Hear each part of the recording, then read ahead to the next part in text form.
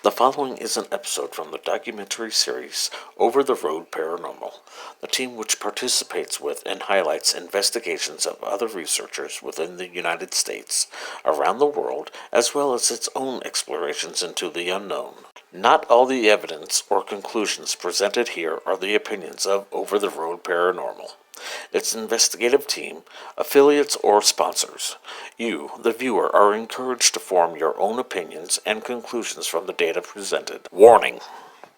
Some scenes may contain tense, frightening, or dangerous situations, graphic language, religious views, or other topics that may be considered offensive, trigger seizures, panic, or anxiety attacks. Viewer discretion is advised.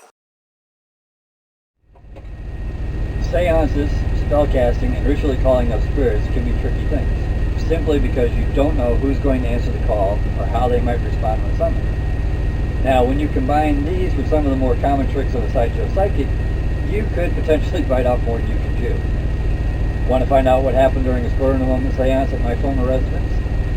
I'm Edward Janowski, and I am sitting in as host for Jennifer Cione on this episode of Over the Road Paranormal.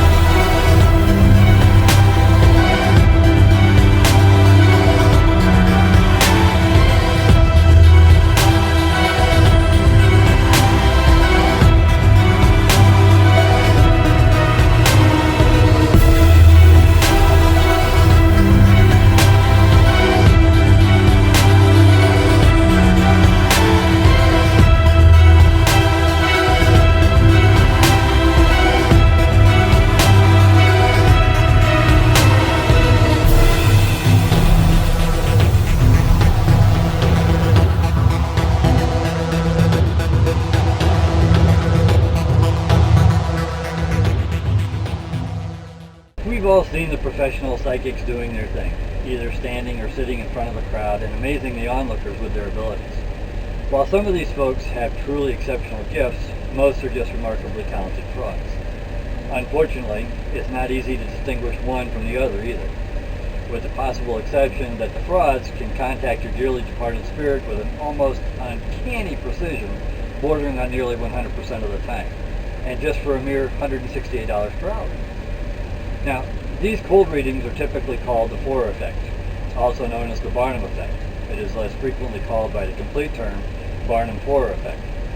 This is a common psychological phenomenon where people give high accuracy readings to descriptions of their personality that are supposedly tailored to them, yet they are in fact vague and general enough to apply to a wide range of people. Before I go any further down this road, I need to point out that the label of psychic is a wholly inaccurate and inappropriate term for those people who are able to access their gift, or in some rare cases, multiple gifts, including those few that have trained and practiced to the point that it's become a talent that they both tap into and adjust their sensitivity of depending on the situation they find themselves in. Now, the reason I'm making these statements is because the term psychic encompasses a large category of paranormal phenomena consisting of several different types of abilities that are broken down into subcategories of various levels and specificity. The same imprecise labeling occurs with the terms witch and witchcraft, and we can delve deeper into both of those mysteries in a future episode. This was never intended to be an investigation and took place after my campaign for the United States Senate and before I officially launched Over the Road Paranormal. In fact, I was still in the creative planning stages of the show's original concept.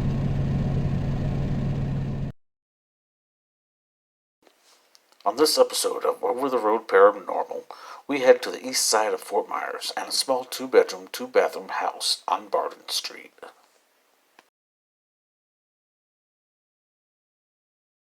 On this night, the moon would be a waxing crescent with only 5% illumination.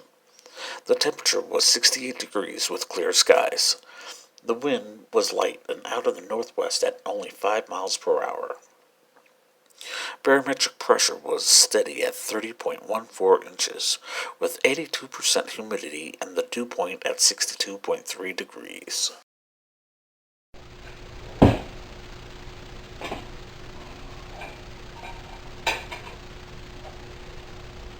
One of my secret passions is cooking.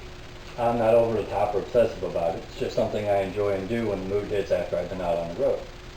On this occasion, I had invited Jennifer over to join myself, my cousin, and her girlfriend in the house that I shared with the latter two for a quick meal.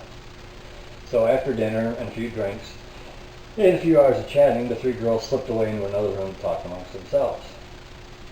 Now, when you're sharing a house with someone who's a paranormal investigator, the conversation is going to eventually turn to talking about spirits and such, even if he's not in the same room with you. That seems to be pretty much what happened that night.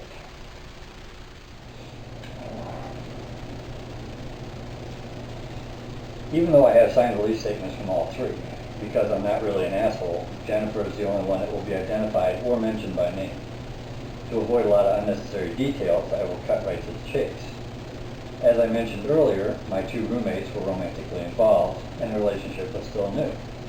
My cousin had lost an older sister a few years prior and was naturally curious if they could contact her spirit. Her girlfriend claimed she could summon the sister to answer questions. In my opinion, this was just a bad mix right from the beginning.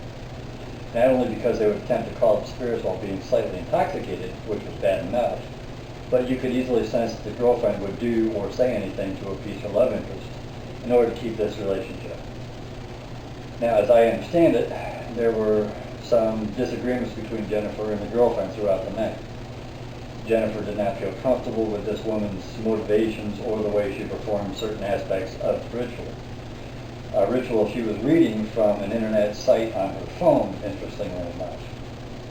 Another aspect of the seance that I disagree with was that this girlfriend already had some intimate knowledge of my cousin and her family history.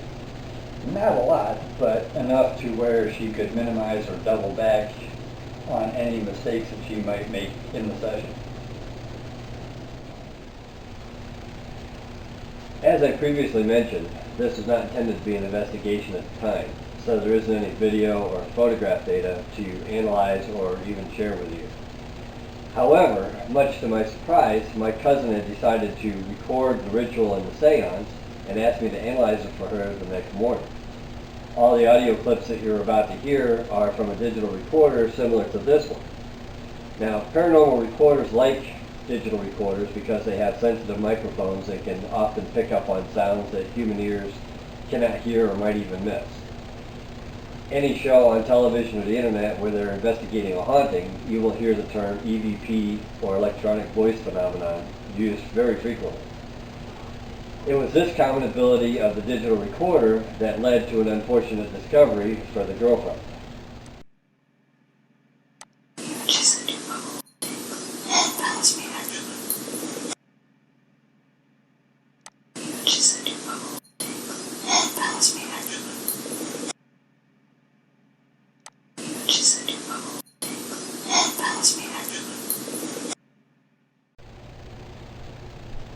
A simple mistake of awareness that convinced me to dismiss any potential data associated to the abilities of this woman as either a medium or a clairaudient.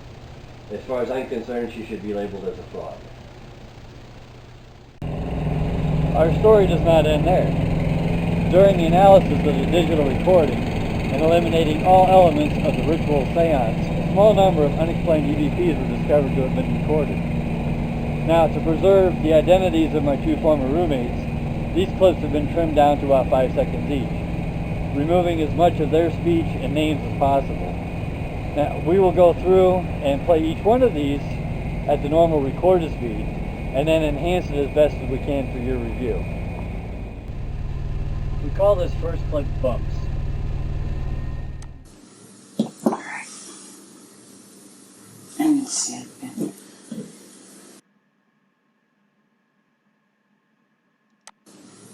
Alright. I'm gonna see it again.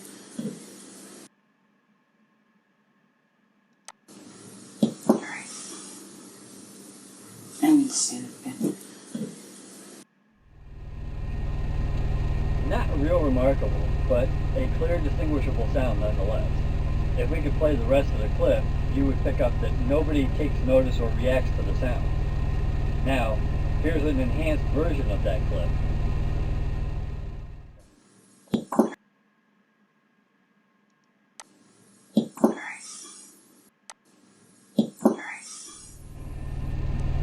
The first assumption during analysis was that somebody took off a pair of semi-hard-soled shoes.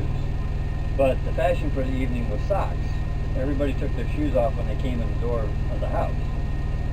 So, what do you think? Do you have any suggestions? We would love to hear them. Next up, we have a clip we call Conversation. Now, remember, this is being played at the normal recorded speed.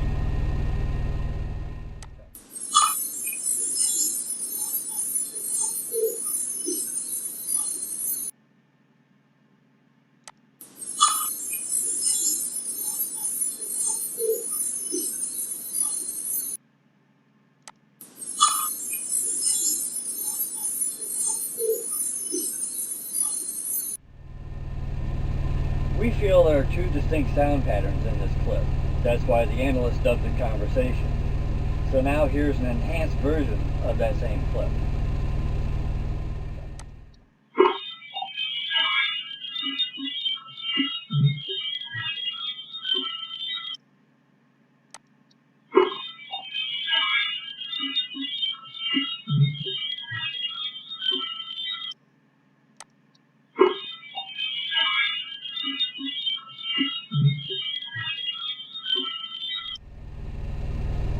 We tried several different combinations of filters and speed adjustments to try and get a good, clear, crisp sound out of this clip.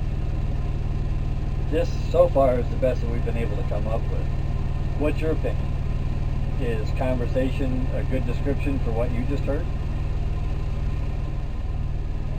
This one is titled Strange, and played at normal speed, there are some pretty interesting sounds that come up.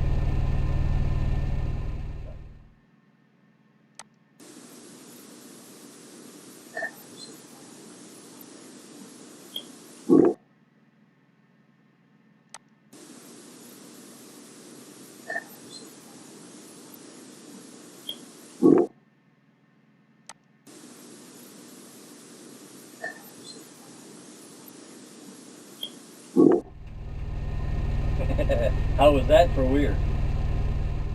Okay.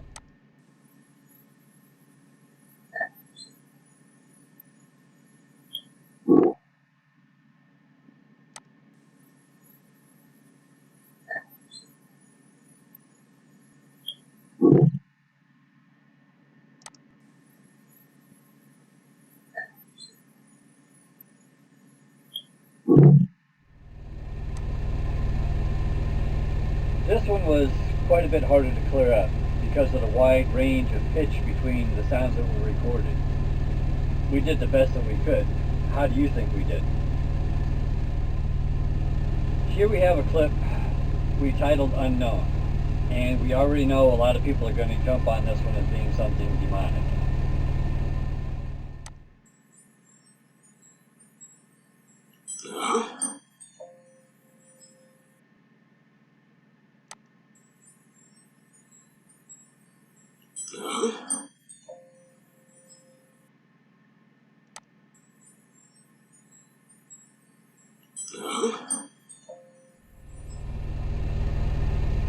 Now, while that sounds all kinds of ominous, we ask that you don't let Hollywood give you a whole lot of preconceived notions about what you just heard.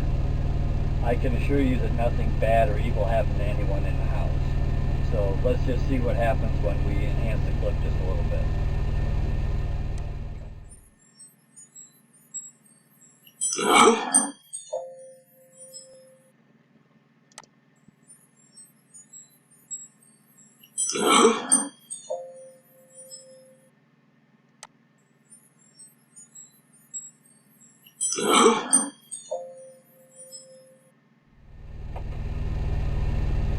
Well, that's certainly something unknown, but we still stand by the theory that it's nothing demonic.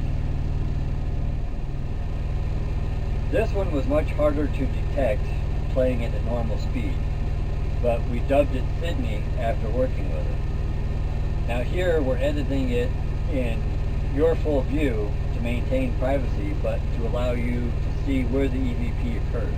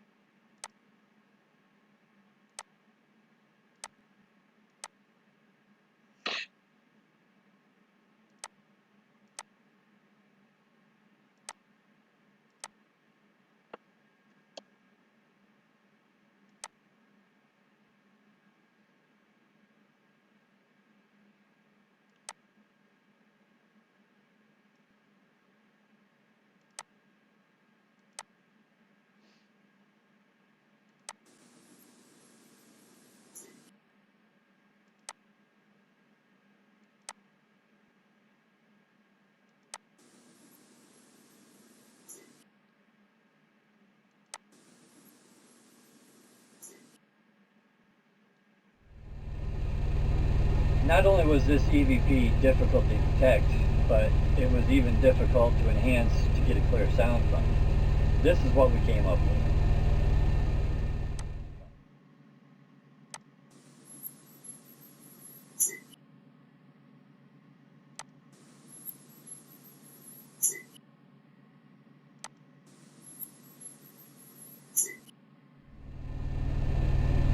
We have a couple different ideas what this might be saying, but we like to allow the analyst to name a clip depending on what they believe they see or hear during their analysis.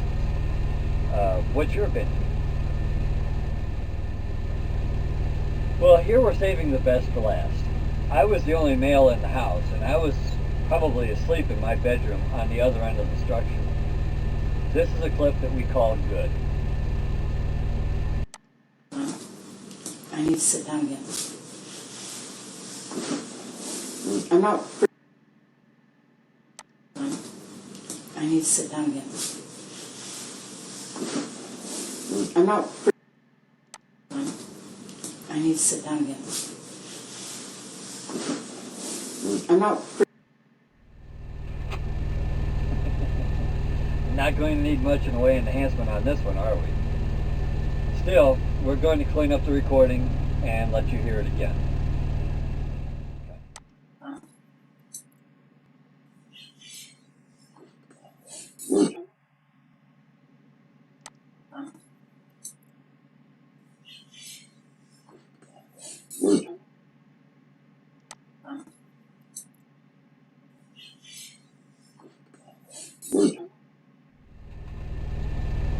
I think that's a pretty nice, clean, crisp EVP.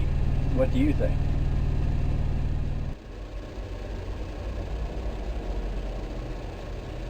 That's all we have for this Fort Myers residential location. Unless circumstances change, we will not be able to investigate further and validate any of the data we have presented thus far. Now, whether you're an active investigator or just a paranormal enthusiast, we are sending you this invitation to join us in collaborating on a future investigation and episode. Just contact us at our website, otrparanormal.com. Thank you for watching, and remember that we are a mutual support channel creator team. So please click that subscribe button and have your friends do it too. That way you can keep up with our investigations and adventures in search of the real boo. I'm Edward Janowski, sitting in for Jennifer Sione, and this has been Over the Road Paranormal. Now see, didn't that go so much smoother?